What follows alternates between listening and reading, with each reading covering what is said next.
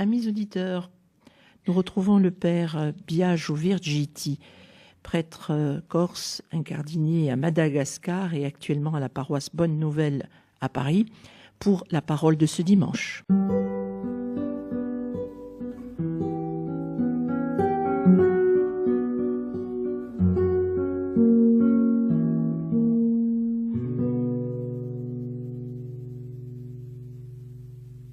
Chers amis auditeurs de votre radio chrétienne, bienvenue pour une nouvelle émission où nous allons commenter les textes du 33e dimanche du temps ordinaire de l'année C.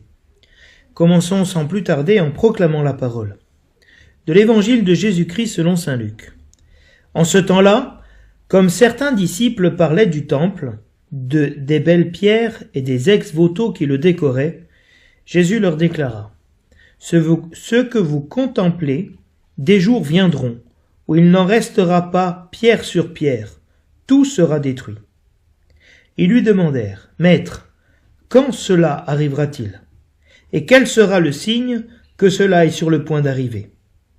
Jésus répondit : Prenez garde de ne pas vous laisser égarer, car beaucoup viendront sous mon nom et diront : C'est moi. Ou encore : Le moment est tout proche. Ne marchez pas derrière eux. Quand vous entendrez parler de guerre et de désordre, ne soyez pas terrifiés. Il faut que cela arrive d'abord, mais ce ne sera pas aussitôt la fin. Alors Jésus ajouta : On se dressera nation contre nation, royaume contre royaume. Il y aura de grands tremblements de terre, et en divers lieux des famines et des épidémies. Des phénomènes effrayants surviendront, et de grands signes venus du ciel. Mais avant tout cela, on portera la main sur vous, et l'on vous persécutera. On vous livrera aux synagogues et aux prisons. On vous fera comparaître devant des rois et des gouverneurs à cause de mon nom. Cela vous amènera à rendre témoignage. Mettez-vous donc dans l'esprit que vous n'avez pas à vous préoccuper de votre défense. C'est moi qui vous donnerai un langage et une sagesse à laquelle tous vos adversaires ne pourront ni résister ni s'opposer. Vous serez livrés même par vos parents, vos frères, votre famille et vos amis, et ils feront mettre à mort certains d'entre vous. Vous serez détestés de tous à cause de mon nom. Mais pas un cheveu de votre tête ne sera perdu. C'est par votre persévérance que vous garderez votre vie. Acclamons la parole de Dieu.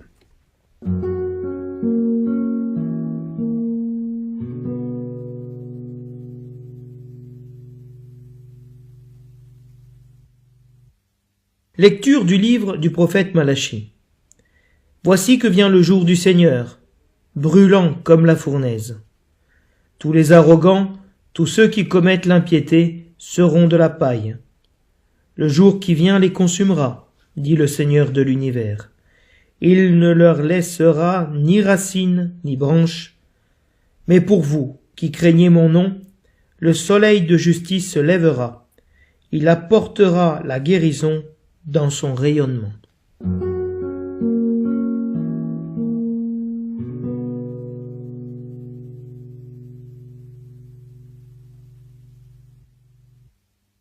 Le refrain du psaume nous dit : Il vient le Seigneur gouverner les peuples avec droiture.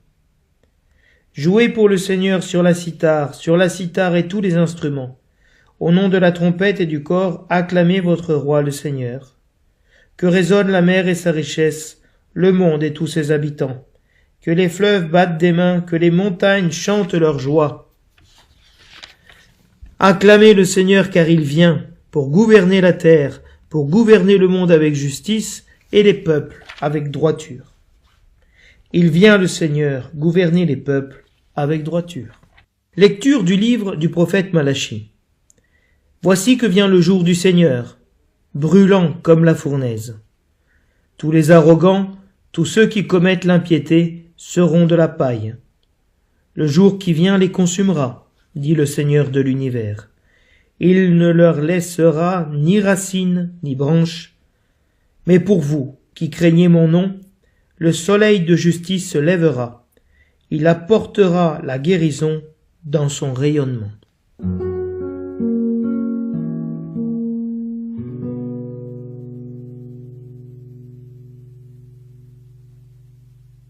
De la deuxième lettre de saint Paul apôtre aux Thessaloniciens.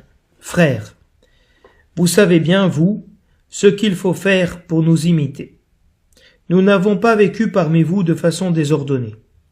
Et le pain que nous avons mangé, nous ne l'avons pas reçu gratuitement. Au contraire, dans la peine et la fatigue, nuit et jour, nous avons travaillé pour n'être à la charge d'aucun d'entre vous. Bien sûr, nous avons le droit d'être à la charge, mais nous avons voulu être pour vous un modèle à imiter. Et quand nous étions chez vous, nous vous donnions cet ordre. Si quelqu'un ne veut pas travailler, qu'il ne mange pas non plus. Or nous apprenons que certains d'entre vous mènent une vie déréglée, affairée, sans rien faire. À cela, nous adressons dans le Seigneur Jésus-Christ cet ordre et cet appel, qu'ils travaillent dans le calme pour manger le pain qu'ils auront gagné.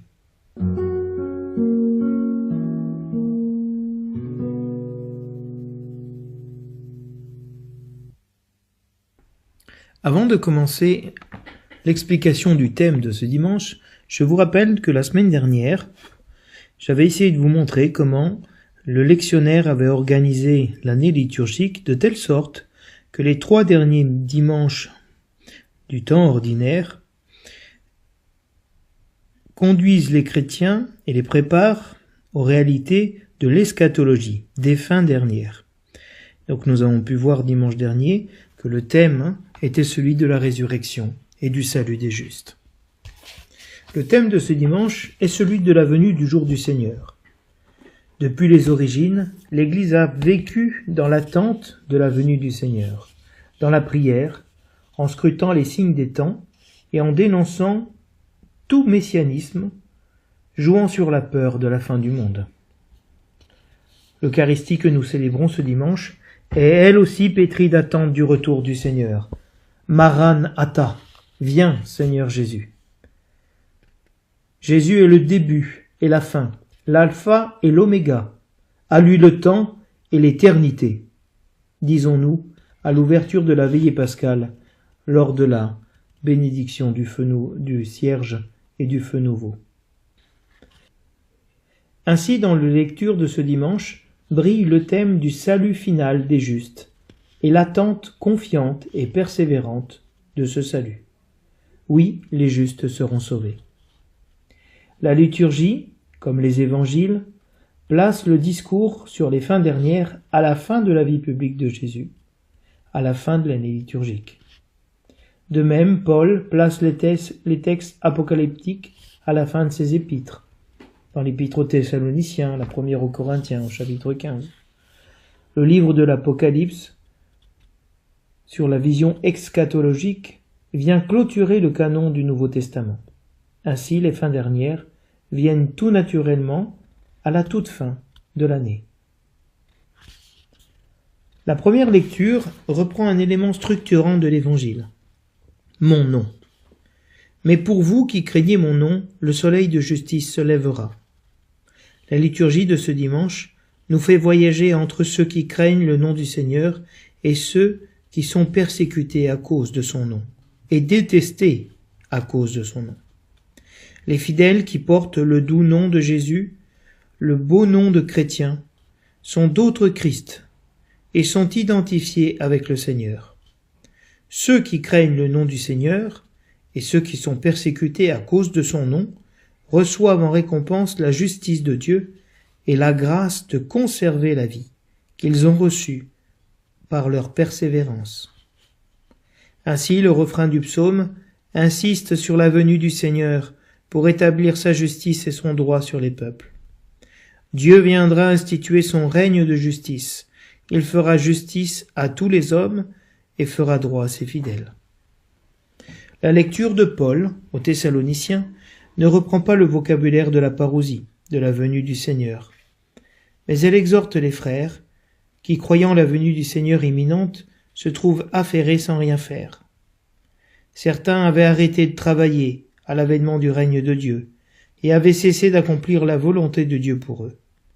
Si Paul et ses compagnons sont aussi dans l'attente du retour du Seigneur, ils ne cessent pas pour autant de travailler pour subvenir à leurs besoins et à ceux de l'évangélisation. Combien plus les frères de Thessalonique doivent-ils les imiter en se préparant à la venue du Seigneur dans leur vie quotidienne. Le chrétien, lui, ne fait rien d'extraordinaire, mais il vit dans le monde sans être du monde. Se poser la question de la fin et de la finalité du but de notre vie est primordial, car la question de la fin conditionne toute notre vie et tout notre quotidien. Nous ne pouvons pas savoir qui nous sommes si nous ne savons pas où nous allons et par où nous passons. Notre chemin sur la terre est semé de persécutions qui nous préparent à rendre, comme Jésus devant Pilate, notre beau témoignage et garder ainsi la vie éternelle qui nous a été donnée et promise. L'oraison de collecte met sur les lèvres du président de la célébration cette prière. Seigneur, notre Dieu, nous t'en prions, accorde-nous la joie de t'appartenir sans réserve, car c'est un bonheur durable et profond de servir constamment le Créateur de tout bien. Oui, il y a de la joie à appartenir au Seigneur, à souffrir en son nom et à cause de son nom. Et il existe une véritable persévérance dans le service de Dieu. Ce bonheur de servir, de se donner pour le Seigneur est durable et profond, car il est pour la vie éternelle et il nous comble au plus profond de notre être. Ainsi, il y a plus de joie à servir et à se mettre au travail que d'être servi et de rester sans rien faire.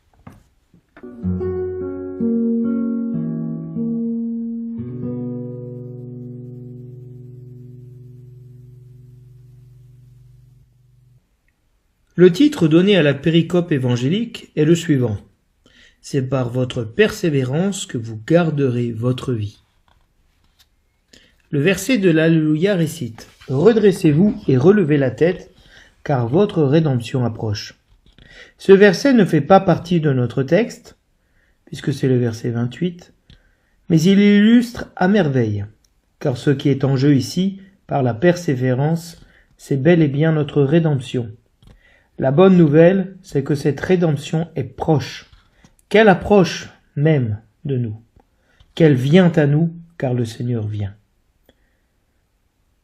L'antienne du Benedictus et du Magnificat de chaque dimanche de l'année, année A, année B et année C, est une antienne particulière qui est tirée de la péricope évangélique ou de la première lecture ou de la lecture de Paul.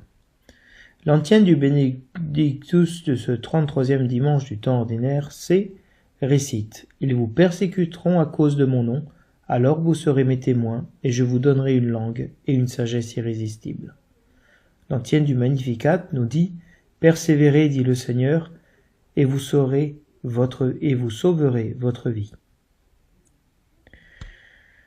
Ce chapitre 21 de l'évangile de Luc se retrouve lu dans son entièrement lors de la 34e semaine du temps ordinaire. C'est-à-dire que ce passage, ce chapitre 21 de Luc, se lit particulièrement avec ce discours eschatologique dans la fin de l'année liturgique, dans la dernière semaine, et aujourd'hui, dans le 33e dimanche. L'évangile de ce dimanche termine le ministère public de Jésus par un grand discours sur la fin du monde, donné à l'occasion de la prophétie de la destruction du temple. La formule « des jours viendront où » est une convention biblique pour annoncer un oracle de malheur et non pas pour annoncer une bonne nouvelle. Donc, on devrait s'attendre ici à des catastrophes. Mais la conclusion de l'évangile est celle qui est reprise par le titre évangélique, c'est par votre persévérance que vous sauverez votre vie. Dans ce passage, dans ce texte, nous avons de nombreuses occurrences de l'avènement, la venue. Des jours viendront, au verset 6. Quand donc cela arrivera-t-il, dans le sens d'advenir, d'arriver? Quel sera le signe que cela est sur le point d'arriver? Au verset 7. Le verbe ginomai en grec, dans le Nouveau Testament, a essentiellement le sens d'advenir, de venir, arriver. Ainsi, ils viendront sous mon nom, au verset 8. Le moment s'approche, le moment vient. N'allez pas derrière eux. Il faut que cela arrive d'abord, au verset 9. Il arrivera des pestes et des famines, verset 11. Cela vous amènera à rendre témoignage, au verset 13, qui, dans son sens littéral, peut se comprendre par faire sortir, surgir votre témoignage. Donc on a un champ lexical de l'avènement et de la venue très fort. Et donc je vous dis cela pour aider à comprendre comment fonctionne le thème, comment on découvre le thème de l'évangile en regardant le texte, en regardant les principaux champs lexicaux, les répétitions. En parlant de répétition, un autre thème apparaît et revient à 3 reprises, à 3 moments du texte très importants. Beaucoup viendront sous mon nom. Ils jetteront sur vous les mains à cause de mon nom. Vous serez livrés par vos parents en raison de mon nom. Le nom de Dieu est donc un thème porteur. Certains utilisent le nom de Dieu pour faire leurs affaires ou régler leurs comptes, tandis que les croyants souffrent au nom de Jésus, car ils en portent le nom, et lui s'identifie à eux, puisqu'il leur prête son nom. Le récit de Luc insiste sur le contraste entre la beauté du lieu, la beauté du temple, et son avenir catastrophique qui est sur le point d'arriver. Rollo-Menet nous dit justement que l'apparence peut masquer la réalité, que la beauté des pierres du temple peut détourner les fidèles du sens véritable du temple, qui est d'être la présence de Dieu parmi les hommes. La destruction de la demeure, comme on appelle le temple, ne signifie pas la fin de Dieu, loin de là. L'avenir et les catastrophes qui adviendront ne doivent pas détourner le fidèle du présent, de ce qu'il vit, de celui qui leur dit « Je suis, ego eimi », qui est le nom de Dieu dans la Bible, Yahvé. Le moment de la venue du Seigneur est déjà là, il est déjà proche, car Jésus est là, au milieu de nous, qui nous parle. Il ne faudra pas attendre une fin, une finalité lointaine, car celle-ci est déjà arrivée. C'est ce que nous semble dire le texte. Le temple était connu dans l'Antiquité, et si on regardait le récit qu'en fait Flavius Joseph, un historien juif des premiers siècles, la beauté du temple était connue.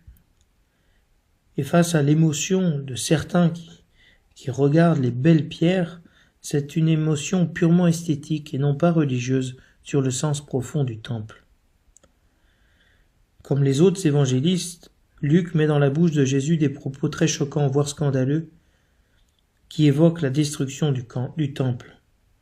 Or, Luc, à la différence des autres, n'évoque pas la reconstruction du temple. Le fait que Luc utilise le verbe ginomai, arriver, au lieu du verbe syntelestai, s'accomplir, qui est propre au langage apocalyptique et qu'on retrouve par exemple dans le récit parallèle qu'a fait Marc, permet de comprendre combien Luc ne se place pas dans une perspective eschatologique de la fin des temps, mais dans une perspective historique de l'histoire qui est en train de se passer. Le destin du temple n'est pas compris dans une dimension eschatologique. En disant aussi « il faut que cela arrive d'abord », les persécutions, Luc rejette l'imminence de la fin du temple. En disant « il faut », en grec « dei », il insère cette catastrophe dans le dessein de Dieu qui domine le temps. Non seulement la fin, mais le début et le milieu de l'histoire. Ainsi, en refusant l'imminence de la destruction du temple et en montrant l'historicité de certains événements que d'autres considèrent comme apocalyptiques, Luc ne tourne pas le dos à l'eschatologie, aux fins dernières, mais il organise selon ce qu'il croit être le dessein de Dieu. aider le chrétien à voir Dieu dans son histoire, dans l'aujourd'hui de sa vie. À travers l'expression « il ne restera pas pierre sur pierre », Luc reprend ce qu'il disait au chapitre 19, verset 44, lorsqu'il parlait de la destruction de Jérusalem qui n'a pas reconnu le temps où elle fut visitée. Maintenant, cette expression « il ne restera pas pierre sur pierre » sert pour parler de la destruction du temple. Il y a donc une répétition, une progression, une focalisation si l'on veut. On passe de Jérusalem au temple. Pourquoi ? La ruine du temple est l'avènement d'un monde nouveau, le temps de l'Église, le temps du témoignage des chrétiens qui deviennent le temple de Dieu. La question posée par les disciples sur la destruction du temple porte sur le quand et le comment de cette destruction. Mais de manière étrange, elle ne porte pas sur le motif, sur le pourquoi de cette destruction. Est-ce que le motif était connu à l'époque ? De toute évidence, le temple est un lieu privilégié et choyé par l'évangile de Luc. Dans l'évangile de Luc, tout commence dans le temple et tout finit dans le temple. De l'annonce de la naissance de Jean-Baptiste à Zacharie, dans le temple, à la communauté des 11 et leurs compagnons qui étaient constamment dans le temple à bénir Dieu à la fin de l'évangile de Luc. Ainsi, l'annonce de la destruction d'un lieu si privilégié par Luc devrait faire frémir plus d'un disciple, car si le temple est le lieu de la rencontre avec Dieu, s'il disparaît, quel sera le lieu de rencontre de Dieu avec son peuple ? L'Église, la persécution. La demande de signes révèle souvent en Israël un manque de confiance en Dieu. Pour Paul, la recherche de signes permet de caractériser l'effort religieux des Juifs. Jésus met en garde ses auditeurs sur ce qui pourrait être interprété comme étant des signes de la fin. Si beaucoup de catastrophes arriveront et que le temple sera détruit, il ne faut pas pour autant croire que tout cela sera la fin de l'histoire. C'est pour cela que Jésus insiste sur les faux prophètes qui prétendent connaître le jour et l'heure de la fin. Pour Luc, le problème n'est pas le jour de la parousie, du retour du Seigneur. Son problème est la souffrance présente de l'Église, la persécution qu'elle subit. Il résout ce problème en faisant une réflexion sur le temps. Malgré les persécutions, la communauté chrétienne est aux côtés de Dieu et peut attendre avec assurance la parousie, dont le retard est possible. La réponse de Jésus commence par dénoncer les imposteurs qui viendront pour égarer les élus. Certains viendront au nom du Christ et se feront passer pour lui, et iront même jusqu'à annoncer que le moment est tout proche. Quels sont les faux Christ aujourd'hui ? Quels sont les antéchrists ? Une question intéressante que nous pouvons nous poser. Qui d'autre que Jésus pourra dire « le temps est tout proche » ? Luc étend néanmoins la perspective de la destruction du temple à celle de la fin. Mais ce ne sera pas aussitôt la fin, nous dit le texte. Ce qui sera annoncé par la suite, et qui n'est pas repris par le lectionnaire, les versets 28 et 31 que je vais vous citer, c'est ce que dit Luc, le moment est tout proche. Votre rédemption est proche. Ce n'est pas que le moment est tout proche, comme disent les faux Christ, mais que votre rédemption est proche, au verset 28, et que le royaume de Dieu est tout proche, au verset 31. Donc ce n'est pas la fin qui est proche, c'est la rédemption et le royaume de Dieu. Et Luc met l'accent sur cela. Jésus n'est pas alarmiste. Il parle aux élus qui attendent non pas le jugement, mais la rédemption. Les faux Christ attisent la peur. Le Christ, lui, annonce le salut, la rédemption. Quelle différence! Le temps est source de mort pour beaucoup, mais pour l'évangile de Luc, il est source de vie.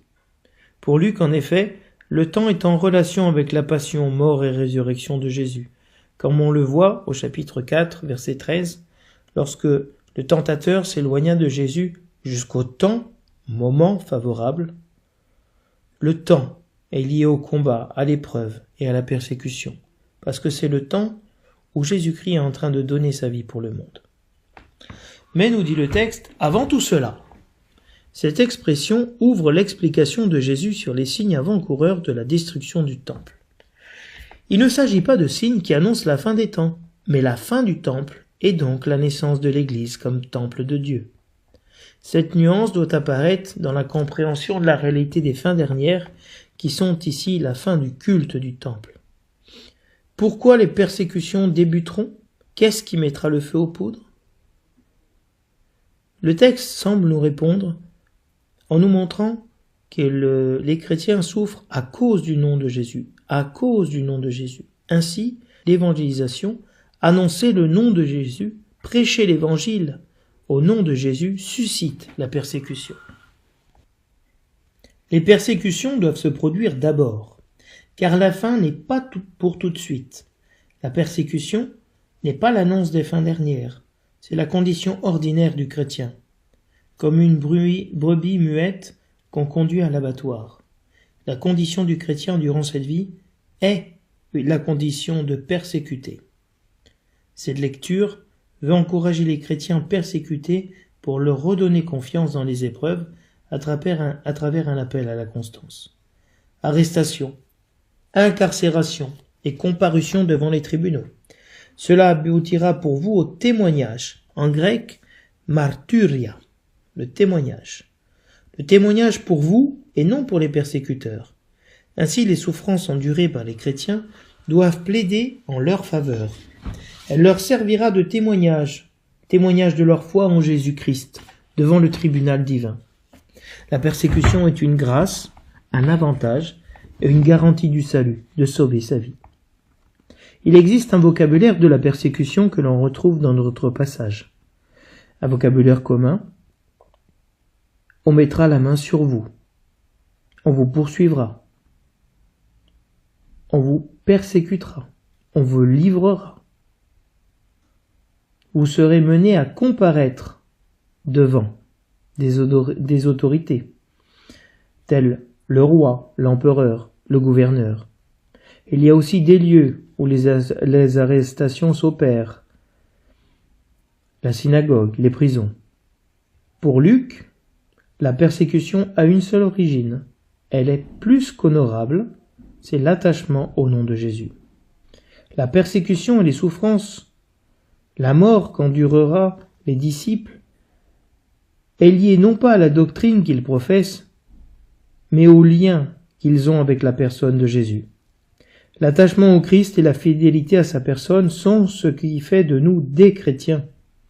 Nous ne sommes pas chrétiens pour les dogmes auxquels nous croyons, mais nous sommes chrétiens d'abord pour notre relation au Christ, à la personne du Christ, de laquelle découlent toutes les doctrines que nous professons. Le primat du Christ, la primauté du Christ dans notre vie est la raison profonde de la persécution qui s'abat sur nous. Aimer le Christ signifie la mort sociale et religieuse devant les synagogues, les rois, les gouverneurs, mais aussi la mort familiale, parents, frères et proches, amis. Du religieux au civil, en passant par le familial et le réseau d'amis, la haine est de tous. Du religieux au civil, en passant par le familial et l'amitié, la haine règne à tous les étages.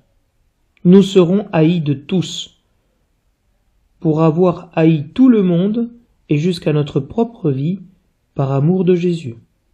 Semblable à Jésus qui dira « Ils m'ont haï sans raison », les chrétiens sont trahis par les autorités religieuses et par leur famille. La trahison est de partout, la persécution n'est pas un signe de la fin des temps, c'est la condition même du chrétien. Les chrétiens persécutés n'auront pas à se défendre, car la sagesse de Dieu parlera en eux, comme ce fut le cas pour Étienne face au Sanhédrin, auquel les contradicteurs n'étaient pas de taille à résister à la sagesse et à l'esprit par lequel il parlait. Si Jésus parlera par leur bouche, leur donnera un langage et une sagesse à laquelle les adversaires ne pourront ni résister ni s'opposer, c'est qu'il vit déjà en eux. Quelle consolation Jésus est en train d'amener à ses fidèles. Il leur garantit le soutien et la vie éternelle. D'autre part, le témoignage n'est pas ici un témoignage personnel, mais celui d'une communauté persécutée. Le Christ sera lui à témoigner par eux. Et ce n'est plus moi qui vis, c'est le Christ qui vit en moi, nous dit saint Paul. Luc juxtapose une protection divine inconditionnelle à cette explosion de violence. Et la défense. C'est un moment qu'il faut préparer comme un prévenu prépare sa défense avec l'aide de son avocat. L'attitude à adopter en vue du témoignage à rendre est l'objet de toutes les préoccupations. Mettez-vous donc cela dans le cœur. C'est une question d'esprit.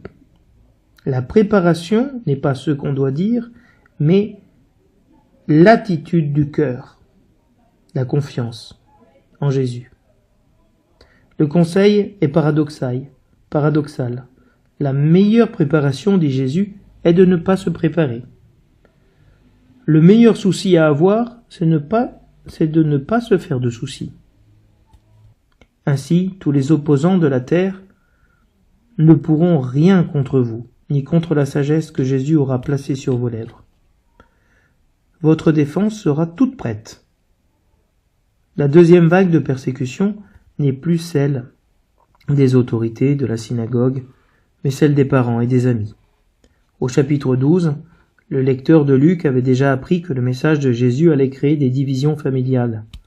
Par exemple, dresser le père contre son fils et le fils contre son père. Ici, c'est en raison de leur engagement que les disciples sont menacés par leur propre famille et le cercle même de leurs amis.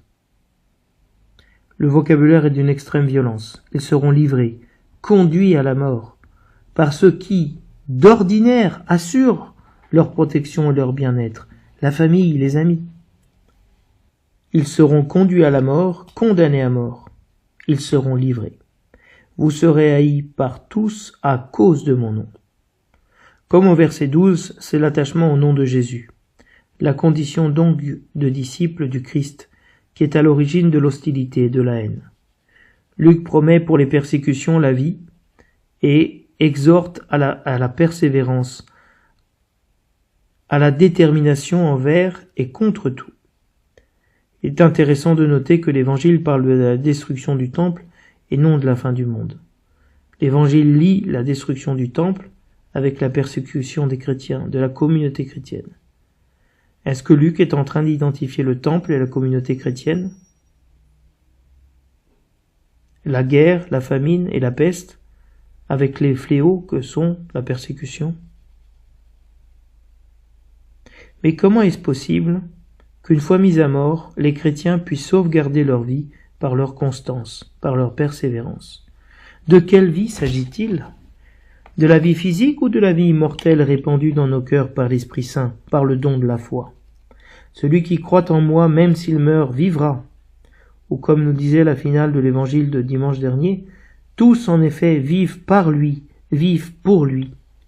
La constance ou persévérance se dit en grec upomone, ce qui signifie tenir bon.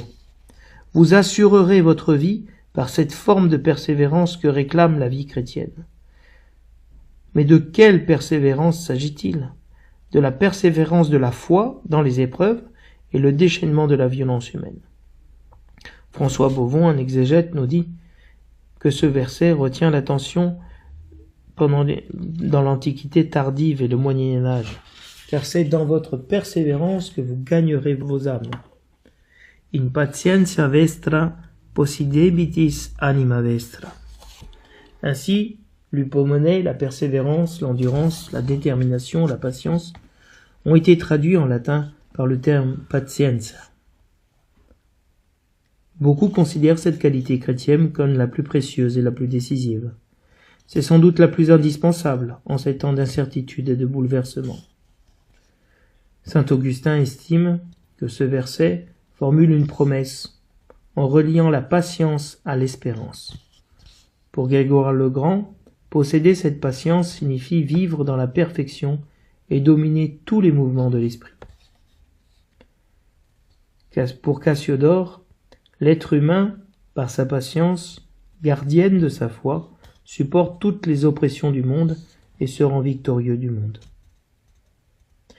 Donc ce texte de l'évangile de Luc sert à encourager les fidèles chrétiens appelés à porter le péché et la haine du monde envers Dieu, à prendre sur eux le poids des guerres et des divisions, de la violence. Ces violences ne sont pas ici un châtiment, mais la conséquence du péché et l'occasion de manifester l'esprit vivant et vivifiant que reçoivent les chrétiens.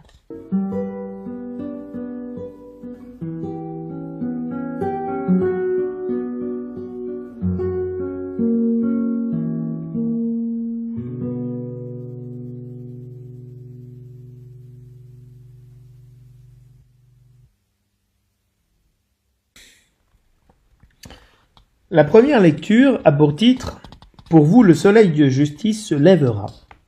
L'antienne du Magnificat des premières vêpres, du 33e dimanche, utilise, en le modifiant, ce verset de Malachie. « Pour vous, qui adorez mon nom, surgira le soleil de justice, dit le Seigneur. » La liturgie des heures ajoute une nouvelle clé d'interprétation à notre première lecture, en liant l'adoration du nom de Dieu à la venue du soleil de justice. Ainsi la foi et la relation des croyants avec Dieu font lever sur eux la justice et l'amour de Dieu. Peut-être que l'ajout de cette adoration du nom vient en syntonie avec l'Évangile où on voit l'importance de souffrir à cause du nom de Jésus. Si le feu est l'image de la colère de Dieu, le soleil est l'image du salut que Dieu apporte. Dieu fait briller son soleil sur les justes et les injustes. Le soleil met en lumière les œuvres des hommes et met en lumière la gloire des justes, qui brillent comme des astres en plein jour. Dieu est lumière, il n'y a pas de ténèbres en lui. La première création de Dieu est la lumière. C'est la lumière du salut qui se lève, le jour qui ne connaît pas de couchant, comme indique le chant de l'exultète dans la veillée pascale, le jour de la résurrection, le soleil de la résurrection. Le soleil chasse les ténèbres de l'injustice et met l'ordre dans le chaos. Le lever du soleil de justice est l'avènement du jour du salut, du jour du Seigneur. Jésus est défini le soleil de justice dans le cantique du Benedictus, quand viendra nous visiter le soleil levant, celui qui vient d'en haut. Nous sommes déjà à la fin du temps ordinaire, en train de nous préparer à l'attente de l'astre de Noël, le sol invictus, la venue du soleil, qu'est Jésus-Christ dans la chair, dans l'incarnation. Le jour du Seigneur a deux facettes, le châtiment des méchants et le salut pour les justes. L'annonce de ce jour renvoie à l'avenir et au futur. Les impies sont comparés à la paille, à l'arbre, comme on le trouve dans le prophète Amos, le prophète Naoum et le prophète Isaïe. La colère de Dieu se déchaîne sur les impies et les insolents, tel le feu qui brûle les arbres qui restent, sans branches ni racines, ces arbres qui sont morts. Nous avons ici le thème du feu, comme signe de la vengeance divine, de la colère divine. Le feu est l'image de la purification. La conversion, c'est déjà être passé par le feu. Dieu va intervenir pour sauver les pauvres et les opprimés. La lecture de Malachie touche le thème important de la rétribution. Dans les versets qui précèdent le texte de ce dimanche, le peuple se plaint de voir les méchants prospérer et le pauvre opprimé. Le verset qui précède juste le début de notre péricope récite « Vous verrez alors la différence entre un juste et un méchant, entre qui sert Dieu et qui ne le sert pas. » La crise de la foi vient du scandale que crée l'impunité des méchants. Nous comprenons le saut qualitatif de la foi amené par Jésus-Christ, qui voit dans les persécutions une opportunité de conserver la vie en étant habité par la sagesse et la parole de Dieu. Ainsi, Malachie présente le jour du Seigneur comme l'avènement d'un nouveau type de salut. Et ainsi, on passe d'une attente du jour du salut, du jour du Seigneur comme un jour où les méchants seront châtiés, à l'attente, dans le Nouveau Testament, non plus du châtiment des méchants, mais du salut des justes. Ce qui compte, c'est que les justes soient sauvés.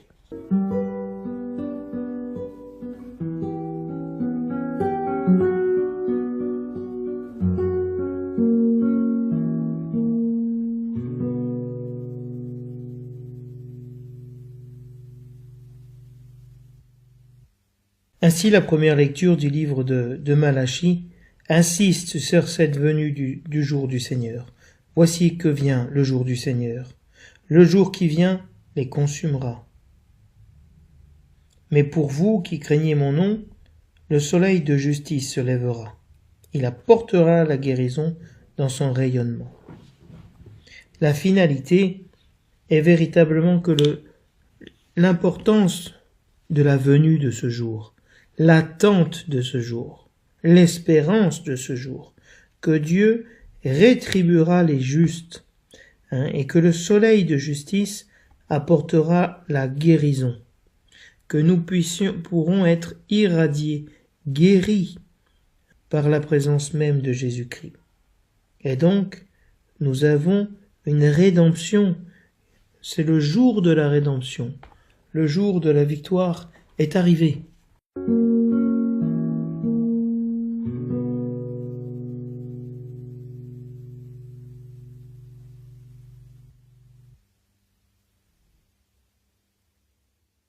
Le refrain du psaume proclame « Il vient le Seigneur gouverner les peuples avec droiture ».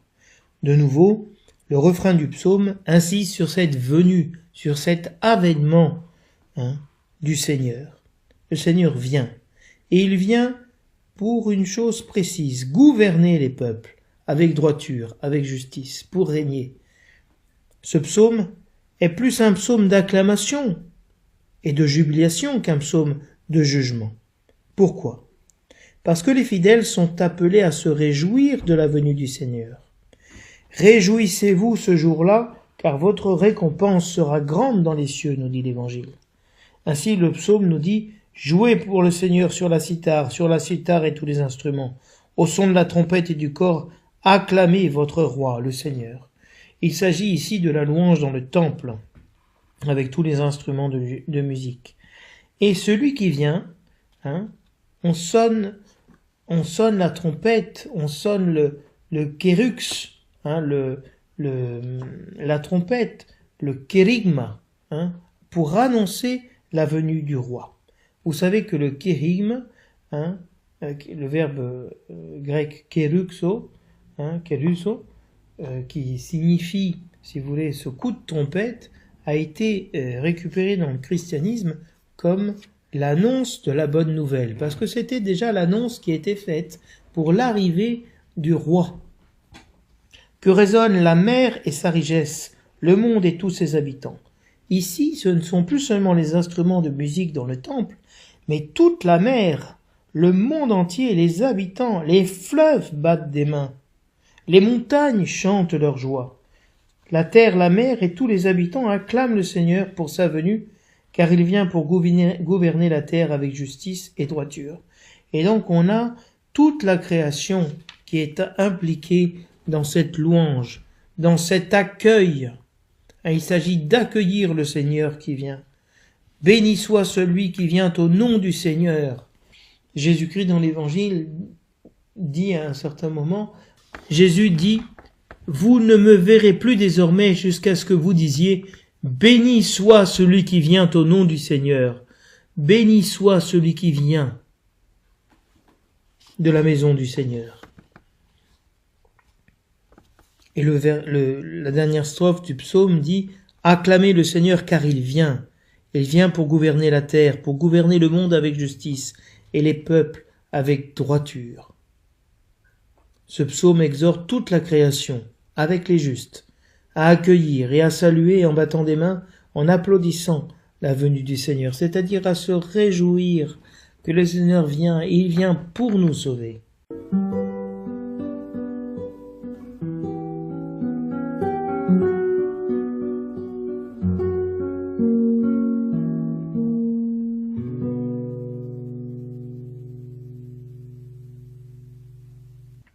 La deuxième lecture de ce dimanche a pour titre « Si quelqu'un ne veut pas travailler, qu'il ne mange pas non plus ». L'attitude de certains Thessaloniciens est une attitude fausse, comme celle des faux messies, des faux Christ, qui viennent au nom du Seigneur Jésus, mais qui prêchent un tout autre évangile. Ils ont une fausse vision de la fin, du jour du Seigneur, puisqu'ils l'attendent sans rien faire. Paul réprouve de telles attitudes, comme Jésus met en garde les disciples sur la venue des faux prophètes.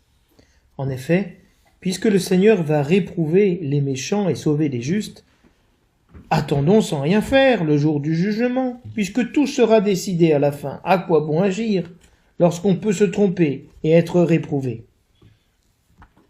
Cet inactivisme n'est pas chrétien. Cela n'est pas conforme à la volonté de Dieu. Tant que le monde existe, il reste un champ à moissonner. L'oisiveté, dit-on, est mère de toute idolâtrie. Tandis que le travail anoblit l'homme. La foi en Jésus-Christ ne fait pas de nous des gens qui sortent du monde, qui vivent dans une dimension parallèle complètement désincarnée. Le christianisme fait de nous des hommes incarnés, qui habitent le monde réel, sans le fuir, montrant que Jésus-Christ est bien venu assumer notre condition humaine et qu'il ne l'a pas fui. La foi dans le salut final est bien le moteur de notre agir quotidien dans notre monde, et non pas une occasion d'aliénation. Nous retrouvons ici la devise de saint Benoît, « Ora et labora ». Prier et travailler sont les deux faces d'une même monnaie, d'une même foi. Ainsi nous comprenons que le travail que le chrétien est appelé à faire, l'œuvre que le chrétien est appelé à faire, et que Paul invite les chrétiens de Thessalonique à l'imiter, c'est ce travail qu'est de témoigner de Jésus-Christ, de l'évangélisation, de rentrer dans la persécution, de ne pas fuir, de ne pas se mettre en retrait, mais d'attendre dans la joie la venue du Seigneur. Parce que le Seigneur vient pour sauver, pour guérir. Chers amis auditeurs, j'espère que dans ma faiblesse, dans mes lacunes, j'ai pu vous introduire à quelque peu au thème de ce dimanche et vous aider à rentrer dans la parole de Dieu. Je vous souhaite à tous et à toutes un très bon dimanche dans le Seigneur qui vient pour nous sauver. Et je vous dis à dimanche prochain.